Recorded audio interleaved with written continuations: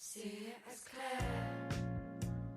clear as a day. I can't recall patterns that fall. There's no rules when it comes to you, no. There's no rules when we are just patterns that fall into a night we remember all. There's no rules when it comes to you, no. There's no rules when we are just patterns that fall. Lines from our ends link back to the start of us. Running around rectangles, making sex symbols, like we're running on nothing but lust. See it as near as the night that cools away from dawn. Take cover from light and hide. There's no rules when the trip is you and I. There's no rules when we are the patterns that fall into equations that can never make. Salut, bonjour à tous, il est 11h30, on est sur Radio Château lundi, le week-end, comment il était j'ai l'impression que les éléments ont décidé de nous rendre service. Je peux vous dire que la semaine dernière, là où je suis, elle était pas très belle, que samedi et dimanche, il faisait un temps extraordinaire. Et là, déchaîné de nouveau, de lundi à vendredi, on va se les geler en même temps. Ça tombe bien, on est à l'intérieur et on bosse. Et à partir de samedi, c'est reparti pour un tour. Et ça tombe bien, parce qu'en même temps, ce sera les vacances des enfants, les vacances des Parisiens. Et donc, ils vont pouvoir profiter du beau temps non-stop après pendant 15 jours, avant de reprendre peut-être l'école en remote. J'espère que vous allez bien. La musique que vous avez entendue, Patterns That Fall, ne pourrait être plus appropriée, vu que tous les éléments qu'on avait à notre disposition viennent de s'écrouler. Et voilà, et on repart pour une 3e semaine de confinement. Youhou! Bon, il paraît que la 3e, c'est la plus dure, c'est pas moi qui le dis, c'est les Chinois, en tout cas les copains français basés en Asie qui nous disent que la 3e, c'est la plus compliquée. On commence à en avoir marre, comme disait Pascal Mercier, avec qui j'ai bossé en levée de fonds entre 2011 et 2013. Bon, bah ça va... Une fois que tu as refait une ou deux peintures, que tu as nettoyé 3 carreaux 3 fois et que tu as rangé tout ce que tu avais à ranger chez toi, c'est sûr qu'au bout de 2 semaines, tu commences à en avoir un peu ras-le-bol. C'est vrai, il y a un peu de ça. Une fois qu'on a fait le tour, on a fait le tour. Bon, alors de quoi on parle aujourd'hui ? Alors je ne sais pas pour vous, mais moi, la semaine dernière, c'était un peu la semaine de l'impuissance où j'ai réalisé qu'il y avait plein de choses qu'on aimerait savoir pour pouvoir avancer et que, 1, on ne savait pas et que 2, on aurait du mal à savoir. Et donc, il fallait composer avec. Autant la première semaine, c'était semaine de réaction où on s'est dépêché d'agir vite pour regarder quelle était l'évolution au niveau d'activité, pour voir s'il y avait des redondances dans la team et comment est-ce qu'on se séparait potentiellement de personnes en chômage partiel ou total dans les premières semaines, qu'on regarde comment est-ce que l'équipe arrive à s'organiser en remote avec cette... et d'ailleurs, c'est même pas du remote, hein, c'est du remote forcé en confinement avec tes conjoints, ta famille, et donc dans des situations qui sont parfois un petit peu cocasses. Donc ça, c'était la première semaine de réaction. Deuxième semaine, c'était la semaine de réalisation où en fait on se rend compte qu'il y a plein de choses. En fait, on ne sait pas ce qu'on ne sait pas et malheureusement, il va quand même falloir composer avec. Et donc, la 3e semaine, c'est probablement la semaine de l'anticipation où ce qu'il va falloir faire, c'est regarder comment est-ce qu'on s'inscrit avec nos actions court terme sur le long terme. Parce que quand on est confiné, quand on est en situation de crise, on réagit beaucoup. La réaction, c'est bien. La proaction, d'un point de vue long terme, c'est quand même mieux. C'est ça qui vous permet de tirer votre épingle du jeu pour le futur. Alors, on va y revenir, mais en attendant, je vais quand même commencer à répondre aux premières questions qui sont posées. AMN, bonjour McNever, Marion, Mehdi, Thomas, Thibaut, Naos, Louis, salut Louis. Alors attendez, je fais une petite aparté à Louis Tortochot. Salut mon vieux, comment ça va ? Alors Louis, c'est une histoire assez marrante. On va en parler, ça va nous mettre un peu de baume au cœur. Louis m'a écrit un email fin de l'été 2019 en me racontant qu'il était un simple boulanger de Dijon, mais qu'il avait de l'ambition et qu'il voulait scaler son business. Ce que j'ai trouvé hyper sympa, et puis on a un peu échangé, etc. Et en fait, ce que je savais pas, mais parce que bon, on regarde pas la télé à la maison et puis je google pas tous les gens qui nous emailent, mais en fait, Louis, il était en même temps en train de passer sur M6 pour le concours de meilleur boulanger de France. Et ce con, il a gagné en plus. Il est bon, il est bon, il est bon. Et si vous regardez sa boulangerie de Dijon, qui s'appelle Du Pain pour Demain, il fait des trucs incroyables. Et donc avec Louis, on s'est fait de bonnes bouffes d'ailleurs.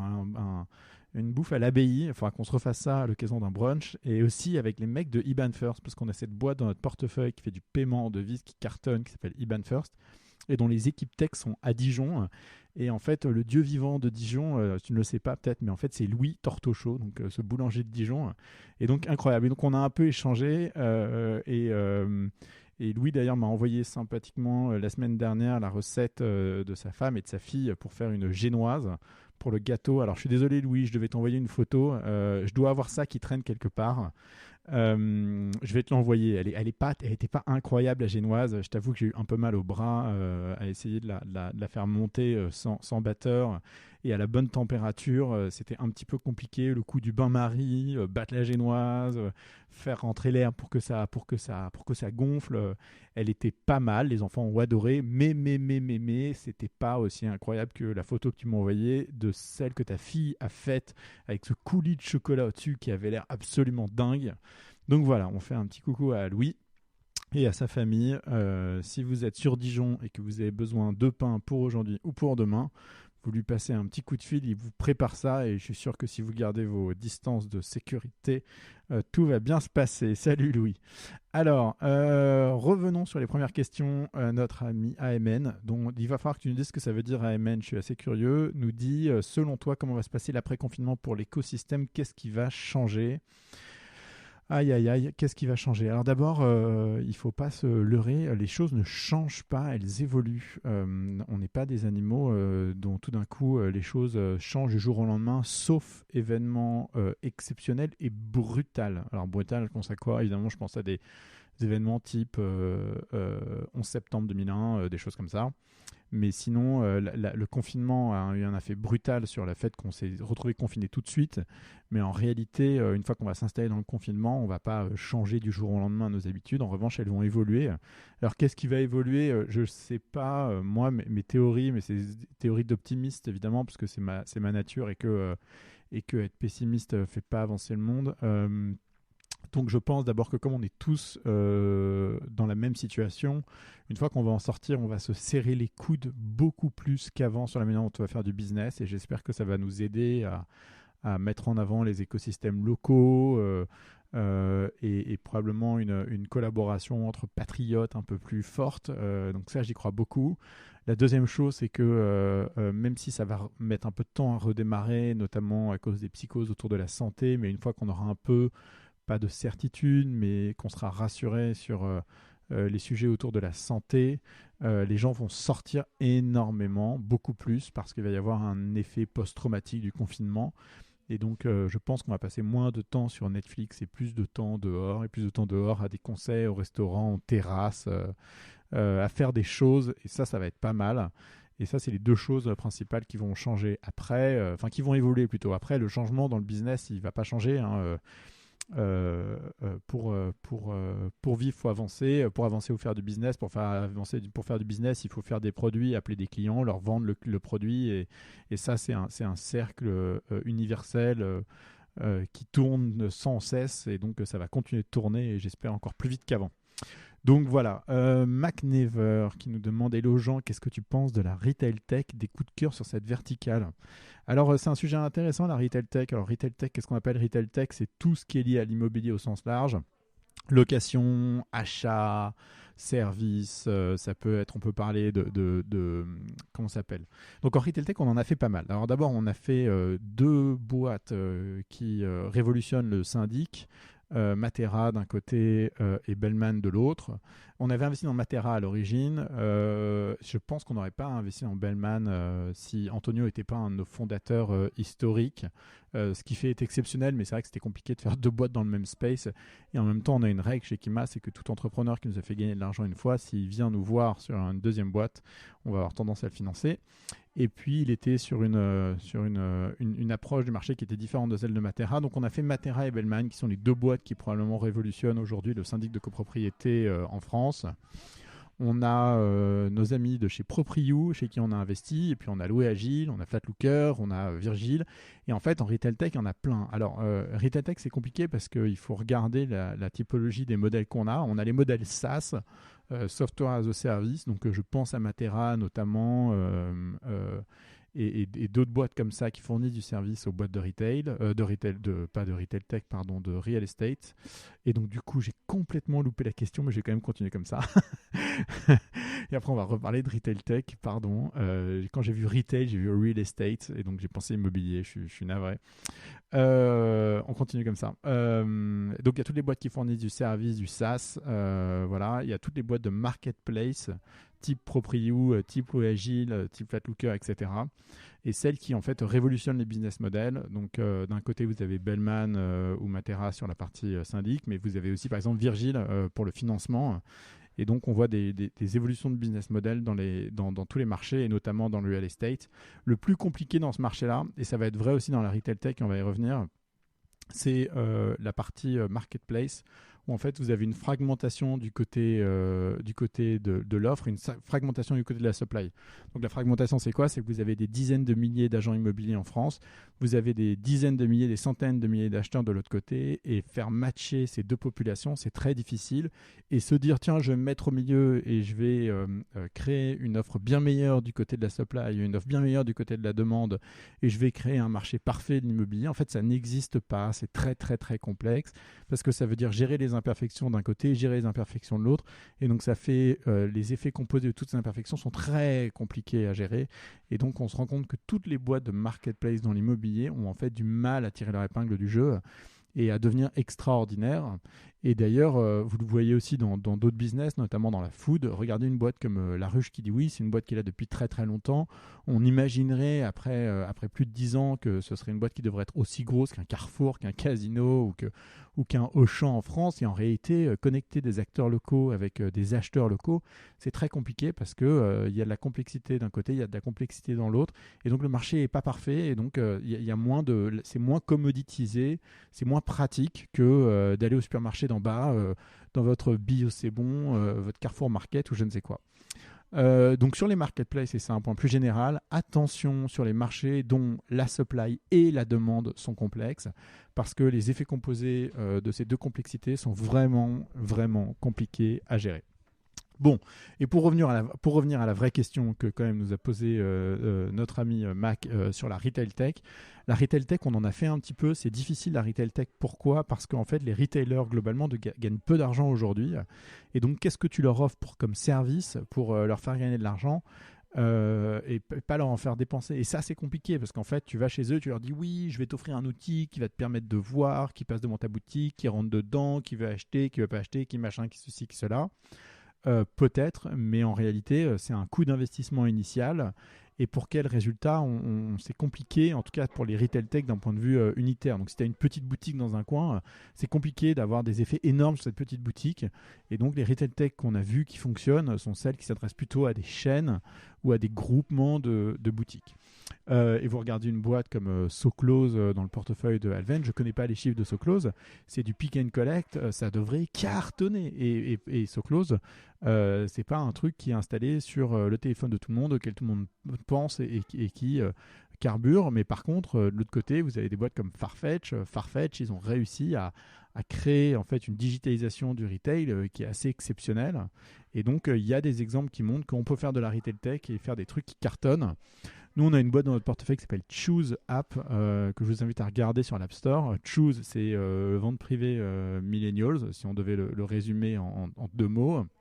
Et vu que En fait, le marché s'est un peu coupé là pour les retailers ces dernières semaines, puisqu'ils sont fermés et qu'il n'y a que la bouffe qui est ouverte. Ce qu'a fait Choose, c'est qu'ils ont appelé les retailers, ils leur ont dit, mais écoutez, votre stock, ce qu'on va faire, c'est qu'on va le mettre sur Choose, on va faire des ventes privées sur des grandes marques, et donc on va vendre votre stock comme ça. Et ça cartonne grave. Et donc c'est assez amusant parce qu'on voit à quel point ils ont réussi à tirer parti de la situation en offrant une solution aux retailers que les gens adorent. FRS RAM, sympa le pseudo, sympa. Je ne sais pas si tu es un garçon ou une fille, mais tu aurais pu choisir un pseudo un tout petit peu moins compliqué à dire. Alors attends, je vais essayer de le dire sans les plaies. FRSRAM. Alors, est-ce que tu penses que le M&A du genre build-up va être actif à la rentrée ? Donc M&A, est-ce qu'on va racheter des boîtes? Est-ce qu'on va vendre sa boîte? Toutes les boîtes qui vont mal à un moment donné vont essayer de se faire racheter, et toutes les boîtes qui vont essayer de racheter vont essayer de faire ça à bon prix. On va pas avoir des choses exceptionnelles se créer. Ça va être plutôt du build-up de retournement. On va voir ce que ça donne. J'espère que ça va pas trop être un bain de sang et que ceux qui vont racheter des boîtes qui vont pas bien vont faire des choses extraordinaires avec. Mehdi, penses-tu qu'après la crise des VC, Kima, on va préférer la rentabilité à l'attraction? Alors, c'est marrant ce débat rentabilité-traction. Nous, je me rappelle un jour, j'étais dans un panel avec une personne BlackRock. Donc, BlackRock, fonds de private equity, dont la spécialité, c'est quand même d'investir dans des boîtes qui font du cash flow, donc qui génèrent du cash. Et pendant le panel, on parle évidemment de la croissance des startups, les valorisations qui flambaient, etc. Et le mec de BlackRock me disait, mais tu sais, Jean, toi, avec ta croissance, avec tes boîtes qui crament de l'argent, elles ne pourront jamais acheter mes boîtes qui font du cash. À l'inverse, mes boîtes qui font du cash, elles pourront toujours acheter la croissance le jour où ça va mal. Et donc, en fait, il dit, moi, je préfère acheter du cash et investir dans des boîtes qui font du cash parce que quand le marché se retourne, c'est elles qui vont survivre et c'est elles qui vont racheter tes boîtes qui faisaient de la croissance avant et qui vont aller au tapis après. Alors évidemment, c'était un peu provocateur, mais j'ai beaucoup aimé cette phrase parce que dans le fond, il avait raison. C'est beaucoup plus facile finalement d'acheter de la croissance avec du cash, alors que le cash ne s'achète pas avec la croissance. En tout cas, tout ce que tu achètes avec la croissance, c'est les levées de fonds jusqu'à ce que ton marché se retourne ou que les choses aillent moins bien. Et c'est pour ça qu'on dit à nos boîtes aujourd'hui d'avoir du runway, d'avoir du cash jusqu'à fin 2021, parce que c'est jusqu'au moment où le marché va se reprendre et on va retrouver des niveaux de valorisation qui vont pouvoir permettre d'investir dans la croissance et pas juste dans le cash. Donc voilà, nous, est-ce qu'on va préférer la rentabilité à l'attraction? Non, c'est pas qu'on préfère la rentabilité à l'attraction. À la fin de la journée, on cherche des boîtes qui vont être rentables. Quand elles vont atteindre un certain niveau de scale. En revanche, ce qu'on va chercher, c'est plus des boîtes qui ont 9 à 12 mois de cash comme c'était le cas auparavant, mais des boîtes qui vont plutôt lever pour voir venir pendant 18 à 24 mois parce qu'il faut un peu plus de visibilité qu'avant. Donc ça, c'est hyper important. Thibaut, quels secteurs les plus concernés par du build-up selon toi? Écoute, j'ai pas de prédilection là-dessus. En revanche, ce que je sais, c'est qu'on a beaucoup de nos boîtes en SaaS qui se sont rendus compte qu'il y avait beaucoup de petits compétiteurs qui arrivaient sur des fonctionnalités verticalisées. Et ces fonctionnalités verticalisées vont probablement avoir plus de mal à vendre que des solutions un peu plus globales. Et donc, on pense que nos acteurs dans le SaaS, et je pense notamment à des boîtes comme Payfit, vont avoir des opportunités de build-up sur des fonctionnalités verticalisées qui vont être assez extraordinaires. Et j'espère qu'elles en feront un bon usage. Et donc Louis qui m'avait dit hello Jean, du coup notre brunch à l'abbaye sera d'autant plus apprécié après ce confinement, n'est-ce pas? Tsedi, penses-tu que ton métier perd du sens ou te remet en question dans le cadre d'une crise sanitaire et environnementale à venir? Alors la crise sanitaire et environnementale à venir, en fait elle n'est pas nouvelle, la crise environnementale elle a toujours été là. Et c'est la responsabilité de chacun de trier ses poubelles, de consommer correctement et de faire attention à son empreinte carbone. Et concernant mon métier, le sens de mon métier, c'est d'accompagner des entrepreneurs qui ont une obsession sur un sujet et l'ambition de faire quelque chose de grand avec ce sujet-là. C'est ce que j'aime, c'est-à-dire accompagner des entrepreneurs qui commencent très tôt et qui veulent aller très loin. Et en fait, suivre le chemin d'un entrepreneur qui a beaucoup d'ambition, qui est obsédé par son sujet et qui fait ça avec brio, c'est comme regarder un bon film, lire une belle histoire.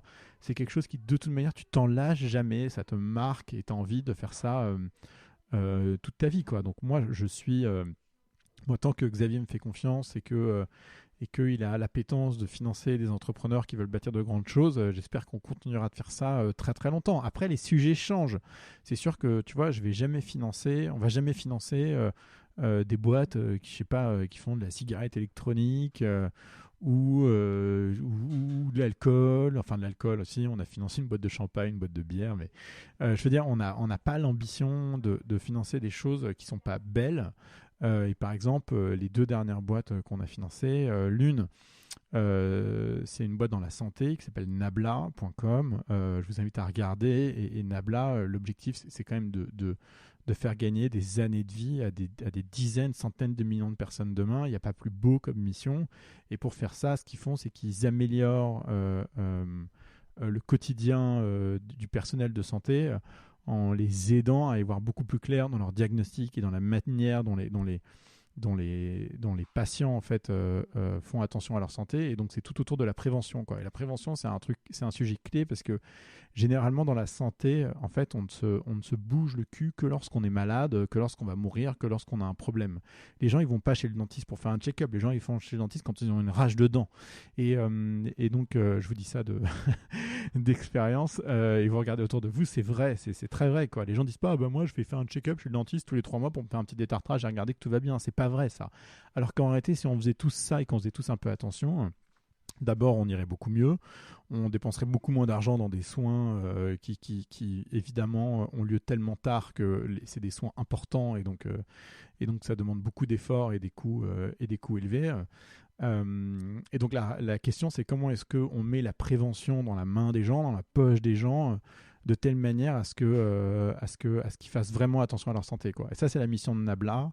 C'est possible désormais parce qu'on a enfin les moyens de plus en plus de monitorer la santé des gens de manière proactive sans qu'ils aient besoin d'aller faire un check-up dans un centre tous les X temps. Et donc, à mesure qu'on va être capable de récupérer de la donnée régulière chez les gens, on va être capable de leur donner des éléments d'appréciation de leur santé, de ce qui va bien, ce qui va moins bien, ce qu'il faut qu'ils fassent, etc.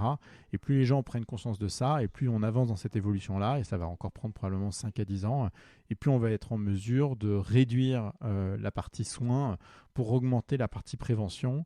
Et donc, le médecin de famille qui existait auparavant, qui était quelqu'un chez qui on allait se confier, chez qui on allait faire même pas un check-up, tu vois, chez qui on allait régulièrement pour voir si tout allait bien et tout, et ben on va revenir à cette notion de personne proche avec qui on peut se confier, avec qui on peut discuter de sa santé et pas juste quand ça va mal, mais simplement lorsqu'on a des informations intéressantes qui nous permettent de prendre de l'avance sur notre parcours de soins, quoi. Et ça, c'est hyper intéressant.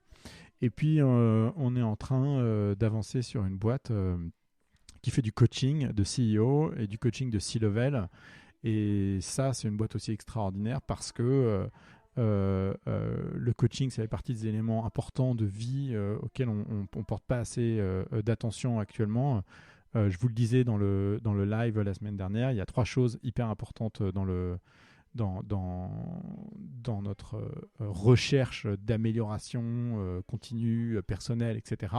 C'est le conseil, le mentorat et le coaching. Donc le conseil, c'est les gens qui savent et qui vous disent quoi faire. Le mentorat, c'est ceux qui ont déjà vu et qui vous montrent la voie. Et le coaching, c'est ceux qui vous aident à y voir clair dans votre à l'intérieur de vous, quoi. Et donc, on pense qu'il y a tout un pan intéressant autour du coaching professionnel qui est mal développé aujourd'hui, enfin pas mal développé en fait, qui est développé à la mano, et en fait sur lesquels il y a probablement comme dans la santé, des possibilités d'automatisation qui permettent d'augmenter le nombre de personnes qu'on va pouvoir coacher avec efficacité. Et donc ça, on y croit énormément. Si on est capable de coacher efficacement des dizaines de milliers, des centaines de milliers de personnes, et c'est toute l'économie qui s'en porte mieux, c'est toutes les relations avec les collègues, et c'est les boîtes qui font cet effort d'aider les gens qui travaillent chez eux à s'améliorer dans leur quotidien professionnel, quoi. Donc voilà, donc le métier, il perd pas du sens. La question, c'est quel type d'entrepreneur tu finances, et c'est là que se trouve le sens. Le métier de financer les entrepreneurs, c'est un métier qui est là et qui restera pour longtemps, quoi. Jam qui demande tu regardes quoi à la télé? Si oui, en prime time et en famille. Point d'interrogation. Je te prépare une démo live. On regarde quoi à la télé? On regarde pas trop la télé. Nous, on est plutôt Netflix, Prime. Alors évidemment, on regarde un peu les infos de temps en temps en ce moment. Mais sinon, on regarde peu la télé. Et quand on est en famille, qu'on regarde des films, on regarde tous les classiques. Et notamment parce que mon fils qui fait un peu de théâtre... il fait du théâtre sur des classiques. Donc, par exemple, on a regardé Annie, Le Magicien d'Oz, Mary Poppins, etc., etc. Et là, on se refait tous les anciens Walt Disney, donc Blanche-Neige, La Belle et le Clochard, tout ça. C'est moins wahoo que les Marvel, mais ils apprécient beaucoup et ça montre à quel point la créativité au sens le plus pur du terme ne se démode jamais. Ça, c'est assez incroyable. Alors, Ness et 2LR, quel avenir tu vois pour tes enfants? Quel avenir je vois pour mes enfants? Écoute, nous, on va essayer de leur donner le plus d'armes possibles et d'éléments possibles pour qu'ils se réalisent.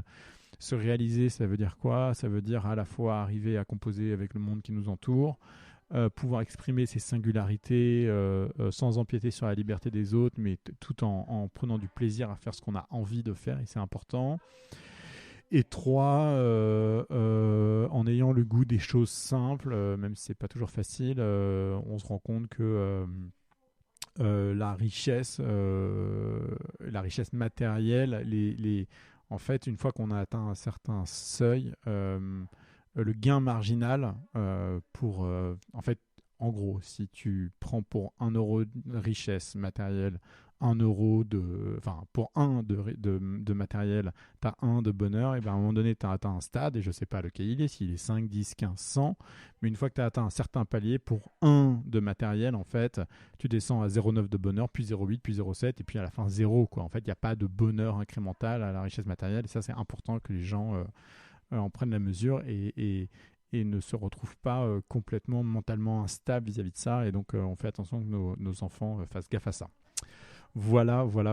Seb, coucou Jean, j'ai développé une application consumer, elle n'est pas encore sur l'App Store, mais sur Test Flight, il y a moyen que je te la montre. Balance sur jean@2lr.org et je regarderai ça avec plaisir cette semaine. Jean, tu penses quoi du business du service à la personne?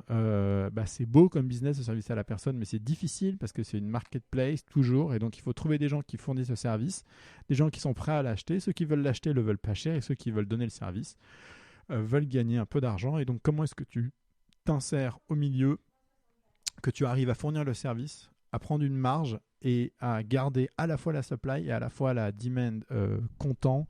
C'est d'une complexité infinie. Hello Jean, qu'est-ce que tu penses que les VC vont changer leur strat d'investissement et augmenter la proportion health tech, food tech? Écoute Youssef, health tech, food tech, c'était déjà très ancré dans les récents investissements. C'est quelque chose qui en fait était déjà en pleine croissance sur les dernières années, donc ça va juste continuer. Mais c'est un secteur sur lequel les VC investissent énormément. 2LR, as-tu des exemples d'entreprises de services temps hommes qui ont su scaler et comment? C'est compliqué ça comme question, AMN. Je t'avoue que j'en vois pas beaucoup. Tu sais, il y a une boîte qui existe depuis très très longtemps en France qui s'appelle Wengo, et qui est une boîte qui très rapidement, je crois, atteint un seuil de rentabilité assez élevé. Et je pense que sur les entreprises de services temps hommes qui ont réussi à scaler, il faut faire attention à ne pas tomber dans le piège de la startup où on scale à tout prix et où ça ne rapporte pas d'argent. Moi, je pense que les services à la personne bien réalisés, c'est comme les SS2I, hein. C'est comme toute boîte de service, ça doit être rentable par design, quoi. Et d'ailleurs, si tu regardes la boîte de coaching qu'on regarde et qu'on est en train de financer, là, c'est une boîte qui est rentable et qui va rester rentable probablement, parce qu'il n'y a pas de raison que tu fournisses du service et que ce service ne soit pas rentable. Alors après, que tu aies 10, 20, 30, 50 développeurs qui, eux, te coûtent de l'argent pour développer le produit qui permet de scaler ta practice, c'est une chose, mais il faut que ton business, juste sur la partie core business, hors produit, hors tech, soit rentable, et ça, c'est vraiment essentiel. J'ai oublié de taguer 2LR plus haut. Question sur les fondatrices techniques. Alors, je remonte. Tadananana. Quelqu'un d'anonyme me dit: Salut Jean, est-ce que tu vois passer de plus en plus de fondatrices techniques CTO femmes qu'avant? Combien dans les boîtes de Kima? Écoute, sur les fondatrices techniques, j'en ai deux en tête. J'ai la cofondatrice de Recast qui avait été fondue à SAP, qui a un profil technique sorti de 42. Chez 42, Sophie, qui gère 42, je crois qu'elle fait des efforts assez importants pour s'assurer qu'il y ait beaucoup de femmes qui arrivent chez 42. Et je pense que les ratios sont assez bons. Chez Caramel, Clémentine, bon, alors même si ça la gonfle, c'est quand même un profil technique de qualité. Et donc, des profils techniques, on en voit de plus en plus. Alors, CTO, fondatrice, pas énormément, mais en tout cas, je peux te dire qu'il y a peut-être 2, 3, 4 ans, on n'en voyait pas. Et maintenant, on en voit. Et ça fait plaisir. Et tu me demandes combien on en a dans les boîtes de Kima. Écoute, je t'avoue, pas énormément. C'est une bonne question. Je ne sais pas. Alors, on va repartir d'en bas et on va remonter. Hello Jean, que penses-tu des startups piliers américaines comme Lime qui n'ont que quelques mois de cash restants avant d'envisager la faillite? Assiste-t-on à la fin d'une époque? Alors, est-ce qu'on assiste à la fin d'une époque? Ça, c'est sûr que les niveaux de burn de ces boîtes-là, c'est fini. Hein, ce que WeWork, Lime... Uber, Co ont vécu, c'est du passé et ça ne se reproduira plus ou plus comme ça. Mais la question c'est en fait c'est quoi l'équilibre sur une boîte, sur une scale-up de ces niveaux-là, quoi. Qu'est-ce qu'il faut que ça brûle? Il faut que tu aies combien de cash devant toi? Je ne sais pas en fait quel est l'équilibre correct pour ces boîtes qui brûlent énormément d'argent. Moi je crois qu'il y a quand même une thèse qui existe autour des boîtes avec des niveaux de burn élevés mais des niveaux de croissance stellaires aussi, et qu'il faut être capable de décorréler la structure de coûts variables, celle qui est le business as usual, et les structures de R&D, de croissance, de coûts fixes qui sont à côté et qui sont celles qui vont en fait être des enablers du futur de cette boîte. Donc par exemple quand Uber avait ses activités de Uber Black, Uber X, Uber Pool, etc. C'est une chose, mais après tous les efforts liés à la voiture autonome, au lancement des pays, etc. et sur des pans du produit très innovants auraient dû être mis de côté. Moi, j'aurais bien aimé que des boîtes, en fait, il faudrait peut-être que les instances type AMF, SEC, etc. obligent les boîtes privées dont les niveaux de burn atteignent un certain niveau à communiquer sur ce niveau de burn ou sur leur niveau d'activité. En fait, il faudrait forcer les boîtes privées dont les niveaux de perte atteignent un certain seuil à communiquer parce qu'elles ont finalement une responsabilité publique vis-à-vis des gens qu'elles servent, surtout quand elles atteignent une certaine taille. Et donc, comment on fait vis-à-vis du public? Vis-à-vis du public, il faut qu'on communique correctement. Et communique correctement, ça veut dire montrer quels sont les niveaux de rentabilité sur le business pro forma, donc existant, et combien on dépense ensuite pour investir sur le lancement de nouveaux pays, sur la R&D, etc. Et donc, je pense que ça serait bien que les autorités se penchent sur comment est-ce qu'on rend les boîtes privées qui brûlent beaucoup d'argent plus responsables vis-à-vis du public qu'elles servent. Et ça, ce serait intéressant de le voir. Alors, Ayman, est-ce que tu as des news de Xavier, son ressenti sur la situation actuelle? Écoutez, j'en ai pas pour le moment des news de Xavier. Je lui en ai donné hier. J'en attends là pendant la semaine. Et on va voir ce qu'il raconte. Ce que j'espère surtout, et ce que je souhaite à tout le monde dans ces temps un peu perturbés, c'est que dans votre espace familial proche, que les gens aillent bien. Parce que en fait, on s'en rend pas compte, mais...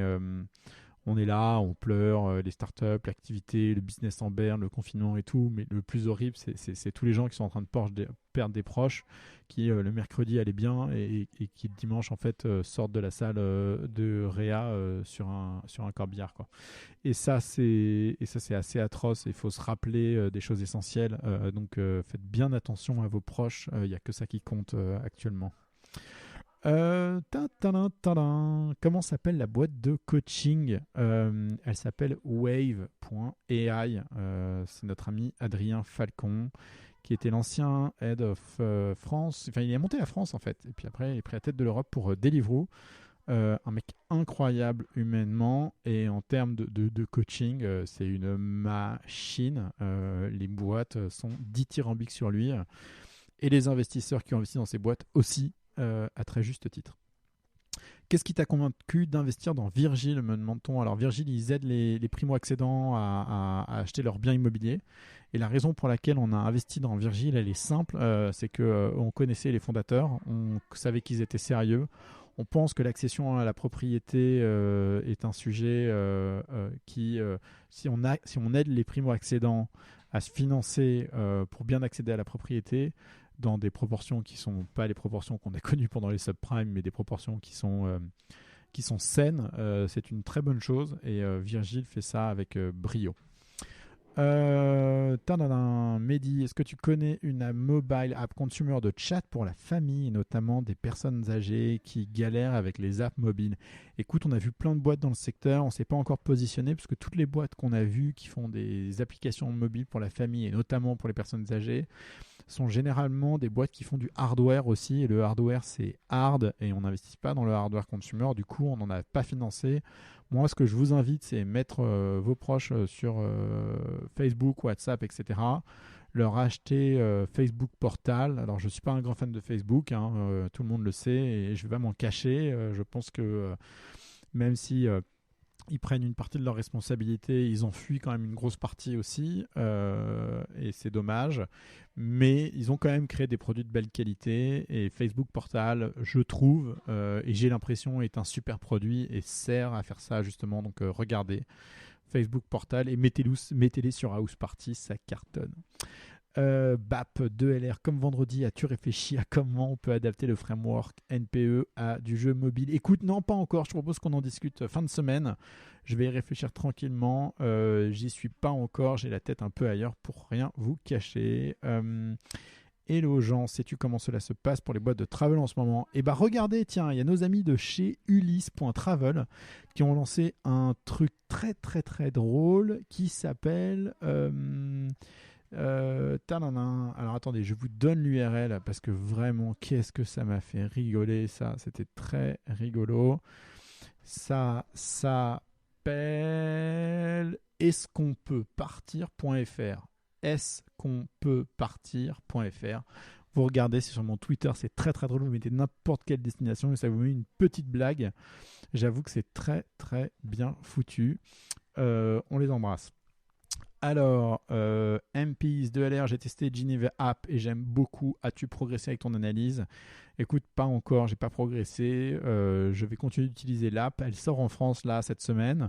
Vous allez pouvoir enfin utiliser Geneva en groupe. Vous allez voir, c'est quand même très très très bien fait. Ça permet d'avoir du groupe chat avec du texte, de l'audio et de la vidéo. Tout ça de manière asynchrone ou synchrone. Et techniquement, c'est quand même assez balèze. Loom, ton avis sur les tech-enabled hospitality startups? Waouh, ça c'est long ça comme texte. Genre Sander, Lyric, Domio. Écoutez, je les connais pas bien, ces tech-enabled hospitality startups dont tu parles. Nous, on est investisseurs dans deux boîtes qui sont Colonize et Star City, qui font donc du co-living. C'est des boîtes qui marchent très très bien et dont on est fan pour plein de raisons, parce que le modèle tient la route, parce que c'est utile pour les gens et parce que ça remet un sens de cohésion au sein d'individus qui sont généralement séparés le reste du temps, et créer ces espaces de co-living permettent de rendre les gens plus heureux parce que on est des animaux sociaux et vivre en communauté, c'est ce qui nous fait vivre tout court, donc c'est important. Voilà, mais après on n'a pas regardé plus que ça et on n'en a pas vu beaucoup en fait, pour être honnête. Un petit mot à propos d'Aircall. On les embrasse, les amis d'Aircall. J'espère qu'ils s'en sortent actuellement parce que leurs infrastructures doivent être bien mises à profit avec leurs clients actuellement. Et voilà, j'espère que ça va rouler pour eux. Axel me demande, que penses-tu des leveurs de fonds comme Lowen? Qui sont les meilleurs leveurs de fonds? Cambon, point d'interrogation. Alors, c'est une bonne question. Les meilleurs leveurs de fonds, c'est ceux qui ont les meilleures références sur le sujet, sur des sujets qui sont proches du vôtre. Vous allez voir que, par exemple, vous appelez Cambon sur du travel. Je pense qu'ils ont une bonne expertise sur le travel.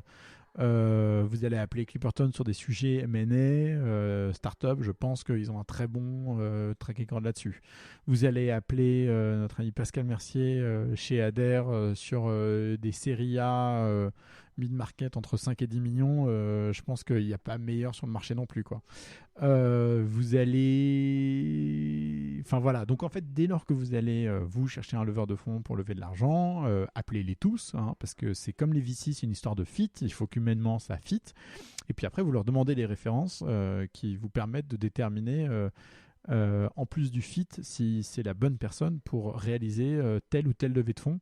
Vous allez voir qu'en fonction des individus, le typologie de levée de fonds qu'ils font change. Le type d'investisseurs avec lesquels ils bossent change aussi. Et donc, il faut savoir être méthodique dans son choix de leveur autant que dans le choix de n'importe quel autre prestataire. C'est important.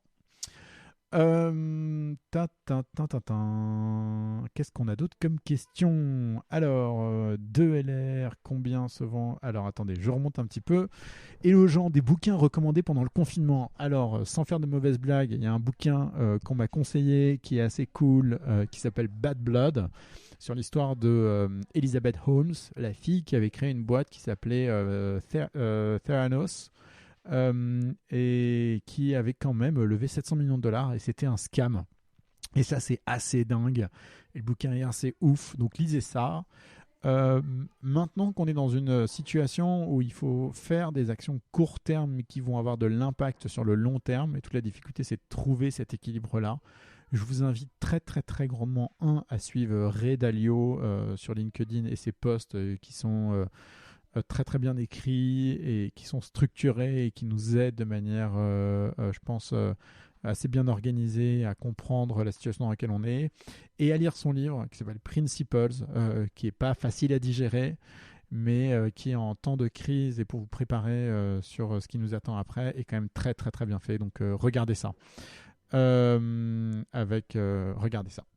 Voilà. Cette crise se traduira peut-être par un renouveau de la lutte des classes entre les cadres qui télétravaillent au chaud et les autres qui prennent des risques sur le terrain, caissières, policiers, les opérateurs en usine. Penses-tu que la responsabilité sociétale des startups deviendra plus importante qu'avant? Nous demande Mathieu.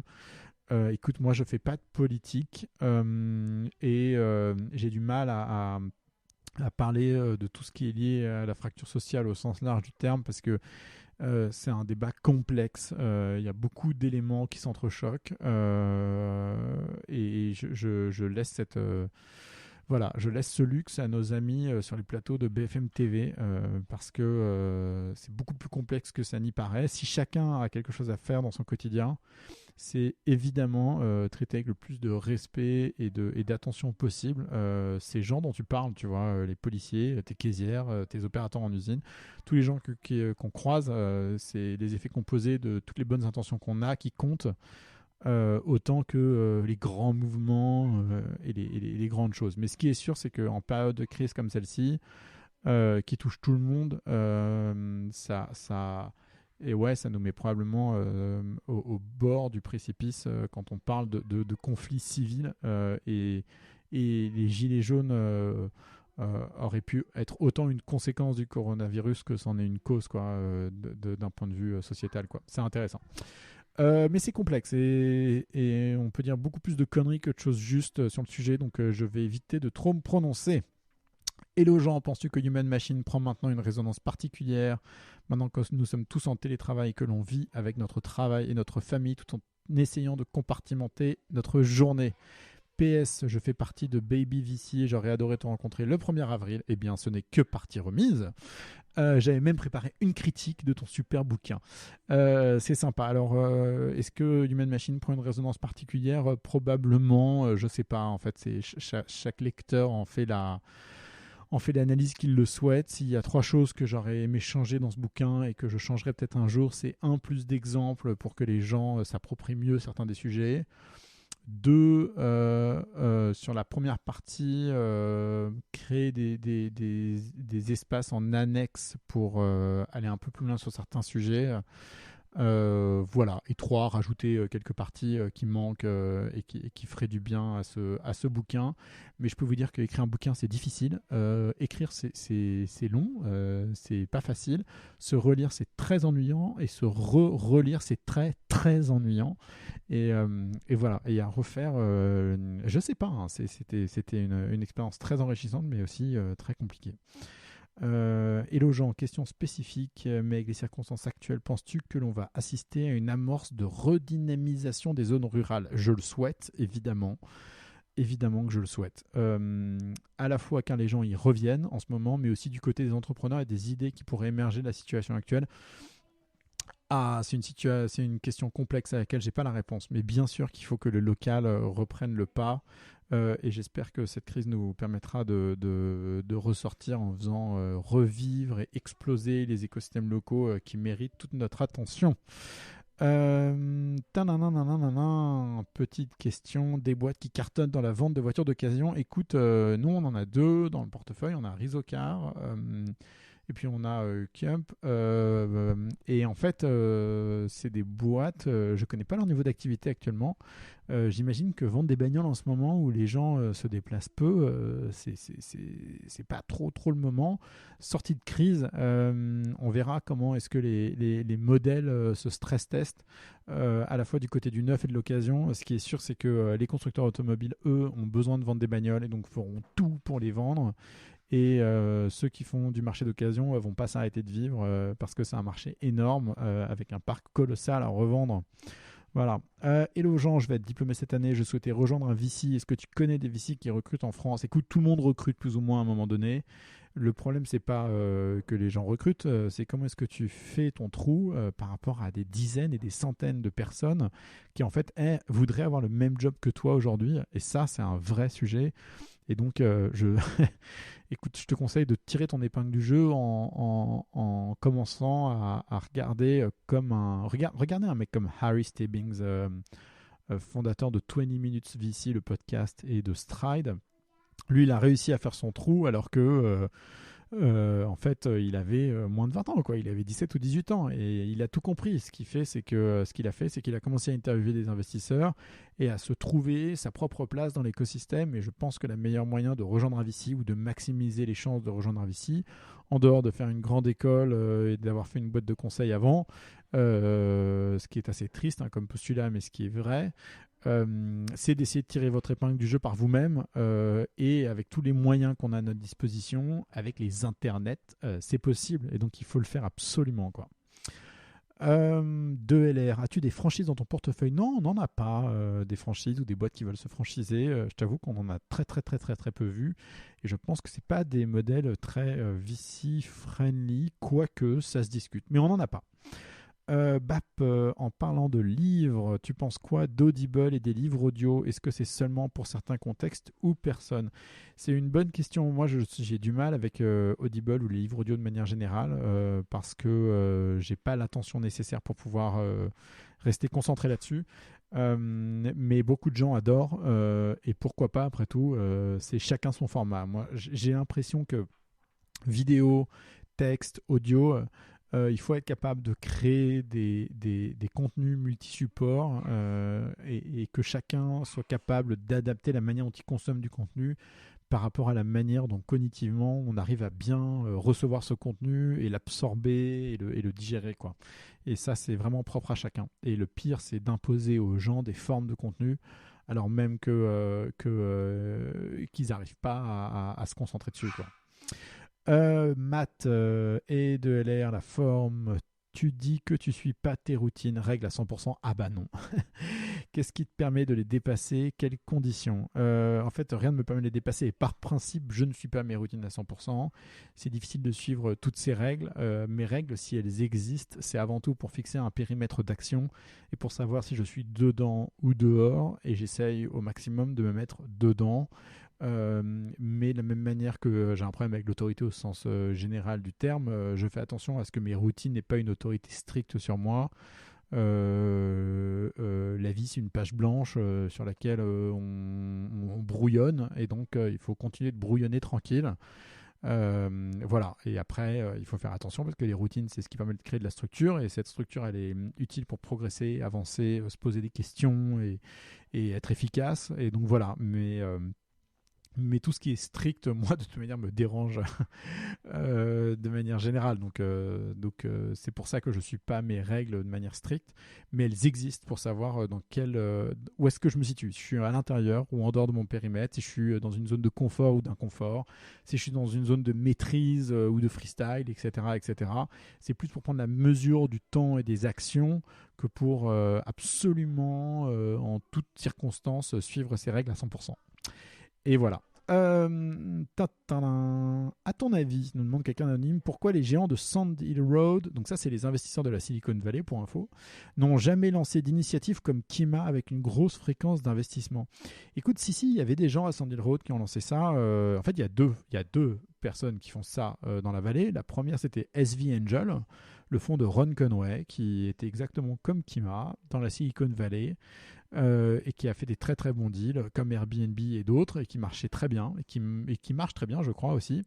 Et le deuxième en fait, et qui est quand même le modèle 10x, 100x, XXL de Kima et qui brille par sa superbe, c'est Y Combinator. Y Combinator, c'est 2 fois Kima, c'est 4 fois Kima, c'est 400 deals par an, c'est les meilleurs deals de la vallée, c'est $120 par deal pour 7% du capital, c'est le meilleur fonds d'investissement du monde, c'est extraordinaire.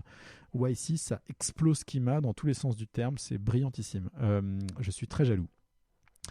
Alors, hello Jean, ça dit quoi vos boîtes dans l'événementiel? Ça dit ouille, ça dit ouch, ça dit ouille, ça dit aïe, ça dit non, arrêtez, s'il vous plaît, sortez de chez vous, arrêtons le confinement, trouvez-nous des médicaments, des trucs à nous mettre dans le nez, n'importe quoi pour nous soigner, parce que dans l'événementiel, ça fait mal. Voilà, donc pour l'instant, ce qu'elles font, c'est que... voilà, elles se serrent les coudes, elles mettent les gens au chômage partiel, elles s'accrochent, elles continuent de bâtir du produit et elles regardent comment elles vont pouvoir sortir de la crise, si possible dans 3 mois, dans 6 mois, et en reprenant un regain d'activité suffisamment fort pour reprendre des niveaux de croissance qui leur permettront de lever de l'argent quelque part au courant du 2e semestre 2021. Mais c'est chaud. Alexia qui me demande ce que je pense de MemoHub. Alors MemoHub, c'est quoi? Alors MemoHub, alors je vous donne l'URL, c'est memohub.io. Et memohub.io, c'est pour tous les aspirants VC. Et ça a été créé par Clément, un ancien de chez Point9, qui est VC depuis un petit moment. Et c'est vraiment très très bien ça. Alors je ne l'ai pas essayé, je vous avoue, mais bon, alors, d'abord j'aime beaucoup Clément Vouillon, qui est un mec top, et je pense qu'il a fait ça avec beaucoup d'attention, parce que c'est son style, et je vous invite à essayer. Si vous voulez devenir VC, regardez Training Programs for the VC Industry, memohub.io. Adrien, yo, salut Adrien. Seb, que penses-tu de l'appli Binx? Alors, Binx, qu'est-ce que c'est que Binx? Est-ce que c'est l'app pour lire des bouquins? Ah non, la banque en ligne du futur. Arrêtez putain avec les anciens de chez Askip. Ils sont bizarres. Que les choses soient claires. On a perdu de l'argent avec Askip. La dynamique entre cofondateurs était compliquée et je ne pense malheureusement pas qu'on réinvestira dans cette équipe. Voilà. Et la banque en ligne du futur, ça reste à voir. Moi, je serais vous, j'utiliserais Revolut plutôt. Voilà. Ou N26, ou si vous êtes jeune, Card. Alors, NB54 2LR, des conseils de best practice pour ne pas planter des premiers recrutements dans une boîte. Alors oui, il y a quelques best practices assez simples. Vous devez lire Who, The A Method for Hiring. Ça va vous donner un peu de méthodologie sur la manière de bien créer votre scorecard, faire les interviews et avoir un process structuré. Et ensuite, dans votre process, c'est très simple. Culture, Eats, Strategy for Breakfast. Donc, c'est la culture avant tout. Vous assurez qu'il y a un bon fit avec les personnes. Si on n'a pas, quelles que soient leurs compétences, vous ne les embauchez pas, vous n'allez pas plus loin dans le process, vous lâchez l'affaire. Et ensuite, il faut être hyper structuré dans la démarche. Et l'autre point important, c'est qu'une fois qu'on a recruté quelqu'un, l'onboarding est clé. Si vous n'onboardez pas bien les gens que vous recrutez, vous êtes tout aussi responsable que de l'échec de la prise de greffe, quoi. Et donc, c'est important, pas seulement de bien recruter les gens et de recruter les bonnes personnes, mais aussi de bien les onboarder. Et pour ça, il faut, quand vous êtes spécialement une petite équipe, qui fasse le tour de l'équipe, qui passe du temps avec chacun, et que ce soit une démarche on t'accompagne dans l'onboarding de la boîte, quoi. Vous laissez pas les gens livrer eux-mêmes, surtout dans une petite équipe, quand ils débarquent. Il faut les intégrer, c'est une famille, surtout au démarrage. Donc faites très attention à ça. Donc pour le recrutement, Who the A method for hiring, la culture c'est la clé. Rester très structuré dans le process et surtout passer du temps à les onboarder correctement, c'est essentiel. 2LR, à combien on vend une startup? Est-ce un ratio de CA? Par exemple, CA année 1, 1 million, 40 000 euros de MRR, 50% de croissance mensuelle. Comment est-ce qu'on fait? Écoutez, sur la vente des boîtes, c'est toujours des ratios de chiffre d'affaires sur les startups parce qu'il n'y a généralement pas de résultats et ensuite ça dépend de l'intensité compétitive sur le marché et de la volonté de X ou d'Y de vous acheter. Plus le process est compétitif, plus les gens veulent vous acheter. Vous regardez une boîte comme Snap, Facebook voulait l'acheter pour 3 milliards, puis Google voulait l'acheter pour je ne sais plus combien de dizaines de milliards et puis en fait... dès qu'on a craqué quelque chose qui est un peu unique sur son marché, on a une valeur stratégique énorme. Capitaine Train a été vendu plus de 200 millions d'euros à Trendline et la raison pour laquelle ça a été vendu aussi cher, c'est parce que techniquement, Capitaine Train était bien au-dessus de Trendline, même si Trendline après a fait des conneries sur l'intégration de Capitaine Train. Et deux, ils avaient tous les contrats commerciaux pour la France, l'Allemagne, la Belgique, la Suisse, l'Espagne, l'Italie, que Trendline n'arrivait pas à avoir. Et ils étaient en plus intégrés à ces systèmes d'information sur lesquels Trendline aurait eu du mal à s'intégrer. Et donc pour Trendline, c'était un no-brainer d'acheter Capitaine Train pour faire un acteur européen. Et donc le prix était très élevé par rapport au chiffre d'affaires, mais parce que stratégiquement, ça n'avait quasiment pas de prix. Donc c'était le prix à partir duquel les fondateurs étaient d'accord pour lâcher le bébé. Et il y a beaucoup de ça dans la revente des startups. Zenly a été vendu plus de 200 millions à Snap. Et la raison, c'est parce que stratégiquement, il valait mieux que Snap rachète Zenly plutôt que Facebook les rachète à un moment donné, quoi. Et voilà. Et donc, et ils ont bien fait. Et d'ailleurs, Zenly cartonne en ce moment grave. Ton opinion sur une croissance infinie dans un monde presque fini, la décroissance et la préservation des ressources? Alors non, pas d'opinion sur le sujet. Nous, on finance des entrepreneurs qui sont obsédés par leur sujet, qui ont de l'ambition sur ces sujets-là. On part du principe que les arbres montent jusqu'au ciel, et puis en sachant que tous les 10 ans, on se prend une crise dans la gueule au moins.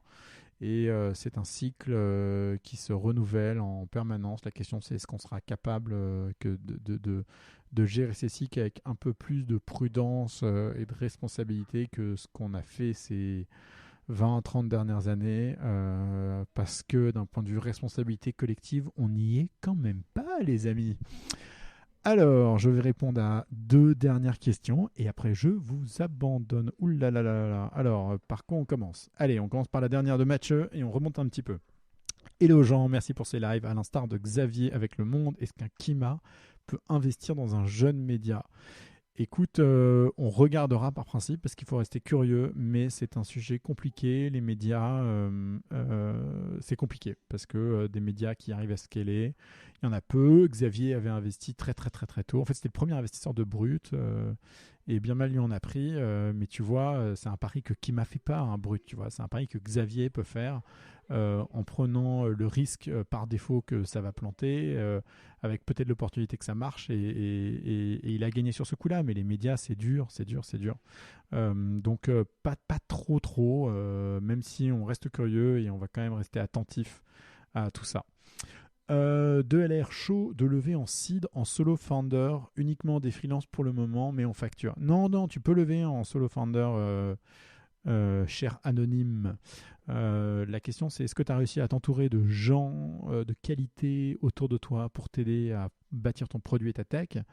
Est-ce que tu as déjà managé des gens par le passé ou est-ce que tu t'es déjà associé par le passé? Je vais vous prendre l'exemple de notre ami Benjamin chez Try Riot. Benjamin, lui, c'était l'ancien cofondateur, CTO de October. Et il a déjà managé des gens, il s'est déjà entouré, il a déjà été cofondateur, aujourd'hui il est solo founder et on est très à l'aise à l'idée de le financer parce qu'on sait qu'il sera capable de s'entourer au moment voulu. Juste il ne le fait pas trop tôt, trop vite avec les mauvaises personnes et s'il y arrive comme ça, c'est très bien. Alors évidemment c'est un risque, il faut vivre avec ce risque-là, mais on pense que c'est jouable. Bon, les amis, pour vous abandonner à votre déjeuner 12h28, je vais vous mettre un petit morceau. Nous avons avec nous Cruise de Clément Leroux, découvert ce matin sur Spotify. Je vous souhaite une magnifique journée. N'hésitez pas à m'envoyer vos questions par email si besoin, ou dans le live dès demain. À bientôt. Salut tout le monde.